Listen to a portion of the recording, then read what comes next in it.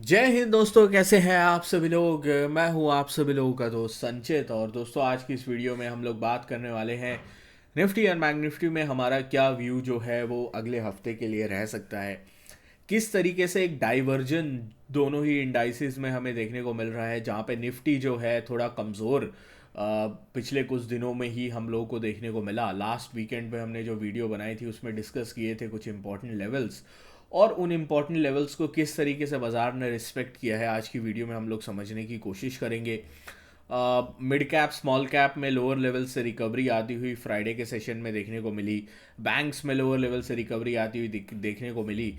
उसको किस तरीके से हमें समझना चाहिए, सारी चीज़ें इस वीडियो में डिस्कस करने वाले हैं। तो दोस्तों, वीडियो शुरू करने से पहले चैनल को सब्सक्राइब कीजिएगा, बेल आइकन को दबाइएगा, और इस वीडियो का लाइक की हम रखते हैं लगभग 1800 लाइक्स। तो चलिए वीडियो को शुरू करते हैं। देखिए, सबसे पहली चीज़ हम कुछ इंपॉर्टेंट खबरों के बारे में बात करते हैं। कुछ इंपॉर्टेंट खबरें जो ग्लोबल प्रोस्पेक्टिव से हमारे लिए बहुत ज़्यादा इंपॉर्टेंट होंगी।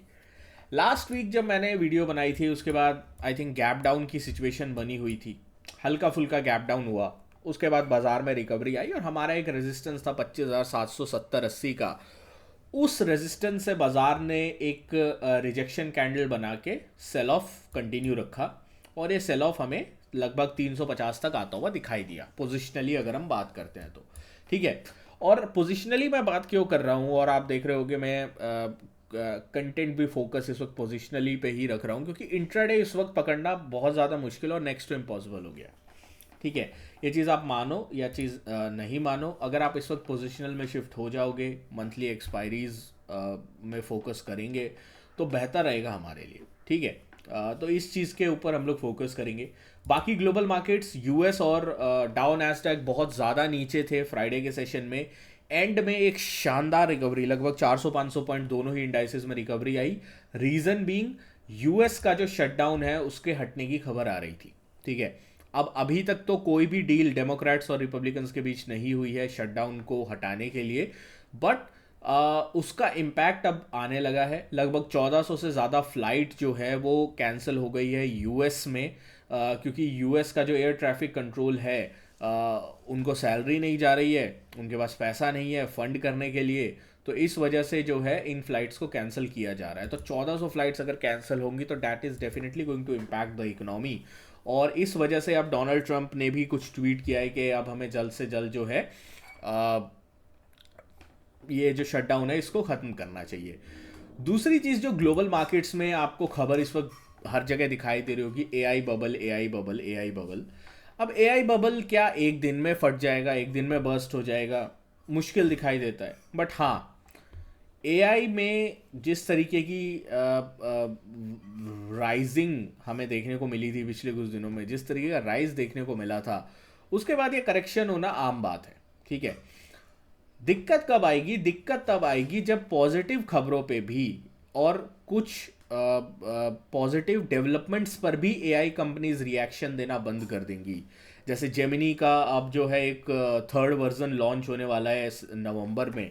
उसके बाद भी अगर एआई कंपनीज में जो है वो चीज़ें बेहतर नहीं होती हैं, then that is going to be a very big concern for the AI companies, और आगे चलते हुए वो डेफिनेटली इम्पैक्ट कर सकती हैं। ठीक है, तो इसी वजह से आप देख रहे होगे आजकल एआई वगैरह पर थोड़ा बाज़ार जो है वो उतना ज़्यादा तवज्जो नहीं दे रहा है जितना पिछले कुछ महीनों से दे रहा था। तो स्पेशली अगर आप एशिया में भी देखते हो, तो एशिया में कॉस्पी जो साउथ कोरिया का मार्केट है, वहाँ पे ज़बरदस्त सेल ऑफ पिछले हफ्ते देखने को मिला। जो जापान का बाज़ार है वहाँ पे ज़बरदस्त सेल ऑफ देखने को मिला। तो वहाँ पे डेफिनेटली एक इम्पैक्ट जो है इस एआई को लेकर जो यूएस में बबल की खबरें आ रही हैं, उसका स्पिल ओवर इफेक्ट जो है वो वहाँ पे दिख रहा है। अब हमारे बाज़ारों में किस तरीके से हमें प्ले आउट करना चाहिए, क्या पूरी सिचुएशन है, क्या हम स्ट्रेटेजाइज कर सकते हैं, सारी चीज़ें इस वीडियो में डिस्कस करेंगे। तो देखिए, सबसे पहली चीज़, हम लोग सबसे पहले इस कैंडल का हाई और लो मार्क करेंगे। ये कौन सी कैंडल है? लास्ट कैंडल जो 4 घंटे की थी, इसका हाई और लो मैं मार्क कर देता हूँ। ठीक है, अब मैं थोड़ा क्लोज आता हूँ, टाइम फ्रेम को मैं 15 मिनट करूँगा, और उसके बाद मैं जो है ये आप लोगों को दिखाना चाहता हूँ कि कौन सा इंपॉर्टेंट लेवल अब हमें मंडे से और नेक्स्ट वीक के लिए ध्यान में रखना है। फॉर निफ्टी 25,450 और 550, ये एक बड़ी क्रिटिकल जोन जो है वो दिखाई देती है, क्योंकि यहाँ पे multiple times bulls and bears ने अटेम्प्ट किया है ब्रेकआउट या ब्रेकडाउन करने का, ठीक है। तो इस चीज़ के ऊपर हम लोग डेफिनेटली नज़र रखेंगे।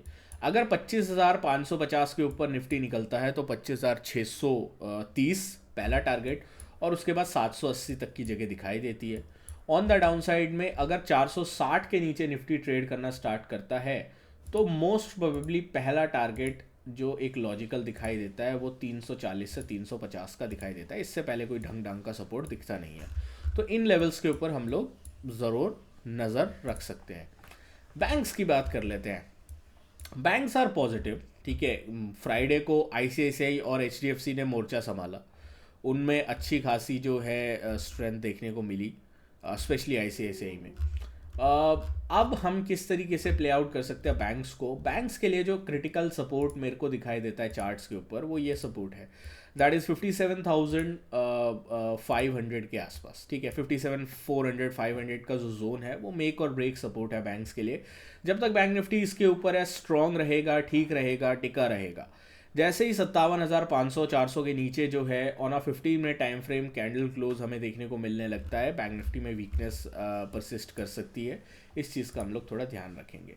ऑन द अपसाइड में ये जो जोन है जो कि 58,180 से 100 से लेकर 200 का जो जोन है, ये जोन काफ़ी क्रिटिकल है बैंक्स के लिए। तो ये एक बड़े रेजिस्टेंस की तरह अगले हफ्ते काम करना चाहिए, इसके ऊपर हम लोग ध्यान रखेंगे। तो इस चीज़ के ऊपर फोकस करके चलिएगा। सेंसेक्स की बात कर लेते हैं। अगेन जो सेम चीज़ हमने निफ्टी में करी थी वही सेम चीज़ सेंसेक्स में करेंगे। क्रिटिकल रेजिस्टेंस ये हमें क्लियर कट दिखा, क्रिटिकल सपोर्ट जो फ्राइडे का फर्स्ट टिक था, फर्स्ट कैंडल का हाई था, वो हमें दिख रहा है। तो ये एक क्रिटिकल जोन अब सेंसेक्स के लिए है, जो कि है 83,350 400 का जोन और 83,100 125 का जोन। तो इस जोन के बाहर जैसे ही हम लोगों को एक बार के लिए सेंसेक्स निकलता हुआ दिखाई देगा, we can see a decent move जो कि आइदर साइड सेंसेक्स में बनता हुआ दिख सकता है। तो इसके ऊपर हम लोग डेफिनेटली वॉच आउट करके चलने वाले हैं। आई थिंक एक कंसर्न जो मैं आप लोगों के साथ डिस्कस करना चाहूँगा रादर देन एआई बबल या ये सारी चीज़ें, वो है क्रिप्टो का। क्योंकि क्रिप्टो में पिछले कुछ दिनों में बहुत ही एग्रेसिव सेल ऑफ आया है, ठीक है, बहुत एग्रेसिव सेल ऑफ आया। अगर आप देखो ओवरऑल मैं अगर एक घंटे का टाइम फ्रेम भी लगाता हूँ, उसमें भी अगर आप देखो तो हायर लेवल्स जो 1,10,000 के थे, वहाँ से नवंबर में ही 6-7 दिन में ही लगभग 10% का करेक्शन आ चुका है क्रिप्टो में। अभी साइडवेज है पिछले कुछ दिनों से, अगर आप देखो after the Friday up move थोड़ा साइडवेज है सैटरडे संडे के लिए, बट अगेन मूवमेंट जो है आज रात से आना स्टार्ट हो जाएगा। बट ये बहुत ज़्यादा क्रिटिकल दिखाई दे रहा है। क्रिप्टो एक बहुत ही क्रिटिकल सपोर्ट के आसपास है। मैंने क्रिप्टो ग्रुप में शेयर भी किया था कि 98,400 एक मेक और ब्रेक सपोर्ट है। अगर आप क्रिप्टो ग्रुप से ज्वाइन करना चाहते हैं तो कुछ नहीं करना, CoinDCX में अकाउंट ओपन करना है आपको, नीचे डिस्क्रिप्शन में लिंक है, और उसके बाद हमको मेल लिख दीजिएगा, आपको CoinDCX में जो हमारा क्रिप्टो ग्रुप है वो ऐड कर देंगे, ठीक है। बाकी लेट्स सी क्या जो है पूरी सिचुएशन क्रिएट होती है नेक्स्ट वीक। अगर कुछ अपडेट मेरे को लगेगा तो नेक्स्ट वीक मैं ज़रूर बीच में आप लोगों के सामने आऊँगा वीडियो लेके। बाकी मिलता हूँ आपसे नेक्स्ट वीडियो में। Thank you so much for watching guys. जय हिंद, वंदे मातरम।